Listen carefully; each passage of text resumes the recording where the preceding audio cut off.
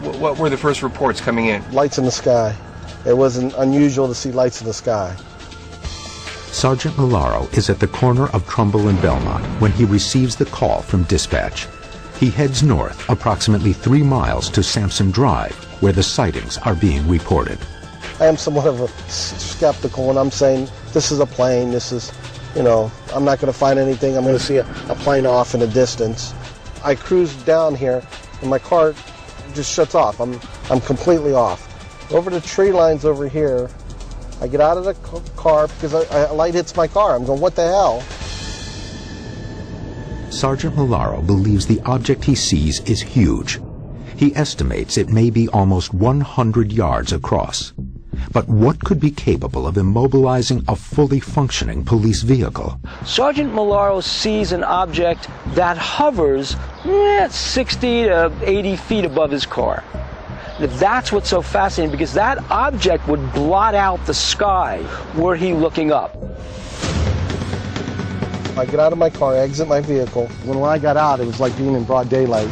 It just was real intense, no sound, no nothing. It's hard to describe the object at this point because it was blinding. I could tell that it may have been cylindrical in nature or round, somewhat round, but I saw red. There were some round lights, red lights. So you're looking up at a blinding light. Yes. It's totally silent. Yes. And it's got a weird shape, a cylindrical shape. Yes. What's going through your head at this moment? I've never seen anything like that.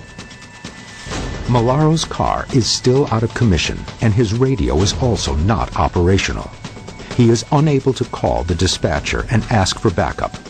The officer is completely alone. Obviously, my training gives me a defensive position. My hand goes to my gun. I'm saying, well, am I going to shoot this object? I'm not going to shoot it. So to go into a defensive position means that this thing was somewhat threatening. I could use the word fear. I didn't know what it was. The dispatcher finally reestablishes radio contact with the officer after several minutes. Officer Milaro remembers it differently. It only was a matter of seconds. They were telling me that I was off the air for a good 4 minutes when this happened. I said, Toby, what'd you see?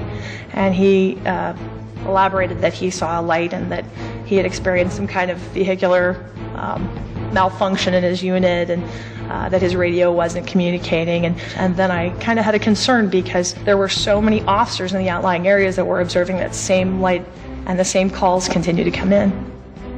Milaro tells Roy and Rudolph that the huge object moved over the trees heading south.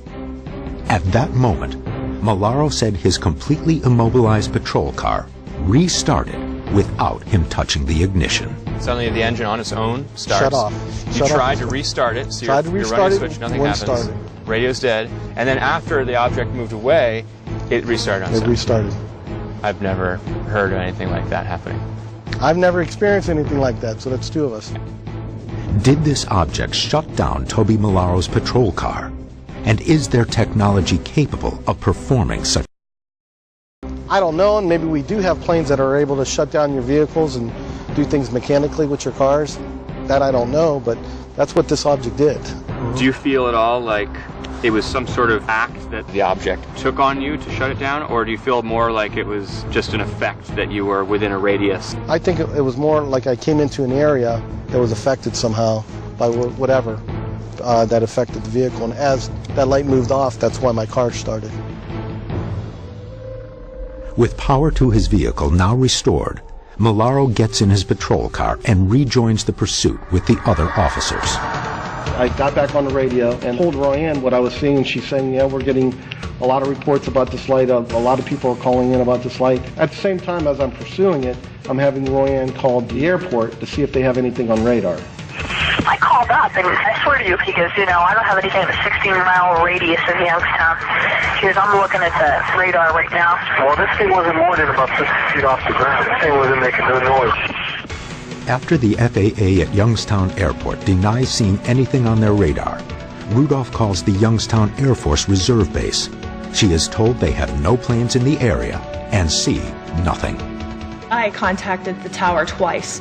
When they said, no, there's absolutely nothing in airspace, that's when I think I felt a tinge of alarm, because so many people were seeing this, so many people were experiencing this. There was something there. And And too many people that I know to be credible were observing something. What did you really think it was? I don't know. Whatever it is, it's big. The encounter leaves the police officer shaken and dumbfounded by the huge aerial craft, one that the FAA claims doesn't exist. I pulled in a parking lot. I had to gear down a little bit because I didn't know what I just saw, what I didn't see. You know, I start questioning myself, going, what was that? But one additional witness comes to the forefront. Roy Ann Rudolph, concerned for the officers in the field, decides she has to see the object for herself. Not only was she fielding calls from panicked citizens and in constant communication with Sergeant Malaro, but she also admitted to us something that she's never told anyone else before, that she actually left the station, went out, and saw this object herself. I did accompany an officer from a local municipality to see what he had been seeing. I can't say it enough. It was a unique experience. I couldn't tell you what I was looking at. It sat very still, and then all at once made a very erratic jutting movement off, and that was the last I saw. Roy Ann admitted that she saw the 100-yard light that was slowly floating across the sky over Toby Malaro's car that stopped Toby Malaro's engine. She admitted she was a witness. Here we have, to me, what appears to be a totally credible police officer, and it is clear to me that something really happened to him that night. I mean, you can just feel it. It had a great impact on him. What is it that Sergeant Malaro, Roy Ann Rudolph, and numerous police officers in Trumbull County saw that night? Is this area a UFO hotspot? Another case from Ohio's past, one of Project Blue Book's top unknown cases, may point to a history of cover-up, and a shocking new video may provide a glimpse of the strange objects Sergeant Malaro and other officers are seeing. Oh my God!